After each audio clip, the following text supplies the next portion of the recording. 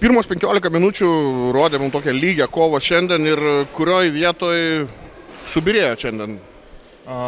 Kova dėl kamuolių buvo svarbiausias dalykas. Jie laimėjo, man rodo, 15 taškų, 15 atkovotų kamuolių ir 21 antrą šansą turėjo. Tai viskas nuo gynybos, nuo atkovotų kamuolių. Nežinau, treneris šneka, bet neprisišneka po kol kas.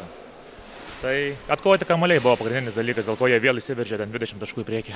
Trečiam kėlinyje irgi rodėt charakterį, ten bandėt grįžti, atrodo ir puolimas atsirišo, bet jeigu atmintis neapgauna, 6 paskutinės 3-4 atakos baigėsi taikliais jų tritaškiais. Kiek tai numušė ūpą?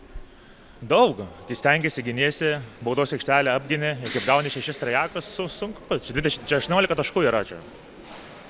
Ir numušė visą norą. Dar likusi 10 minučių kovojom, bet. Ką galit pasakyti apie varžovą? Atrodo, nauja komanda atėjo iš regionų krepšinio lygos, ten pasiėmus auksą veidas, išliko toks pats. Kiek šiandien jūs pralošėt ir ar kiek šiandien jie buvo geri?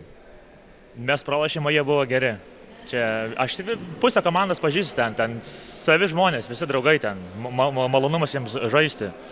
O mums tai tiesiog dar dirbti. Ir prieš savus fanus mums čia namuose gauti 20 taškų čia.